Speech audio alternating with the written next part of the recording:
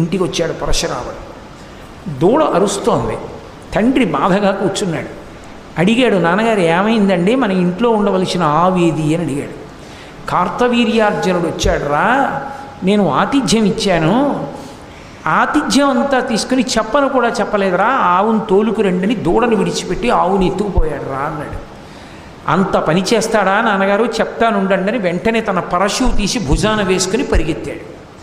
ఆ కార్తవీర్యార్జునుడు తన సైన్యంతో వెళ్ళిపోతున్నటువంటి పట్టణం దగ్గరికి వెళ్ళాడు. ఆయన చుట్టూ అనేక మంది రాజులు ఉన్నారు. ఆయన చూశాడు. ఎరా నువ్వు ఆవుని విడిచిపెడతావా, నాతో యుద్ధం చేస్తావా అని అడిగాడు పరశురాముడు. కార్తవీర్యార్జునుడు అన్నాడు, బ్రాహ్మణుడు వెర్రివాడు, బాలుడు వెర్రి బ్రాహ్మణుడు, బ్రాహ్మణువోలెను ఉండలేక భూపాలులతోడ భూరి బల సత్వులతోడ భయంబు తక్కి కయ్యాలకు వచ్చినాడు. మన యందిక పాపము లేదు, లెండు ఏల ఉపేక్షింపగ నీ భూసురుని, నేయుడు వేయుడు కూల్చుడిమ్మహిన్ అన్నాడు. బాలుడు వెర్రి బ్రాహ్మణుడు.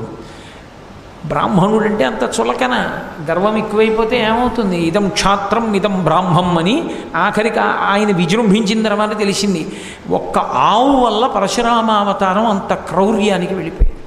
పరశురామావతారం 21 మాటలు దండయాత్ర చేసి క్షత్రియుల్ని చంపడానికి కారణం గోవు జోలికి వెళ్ళడమే.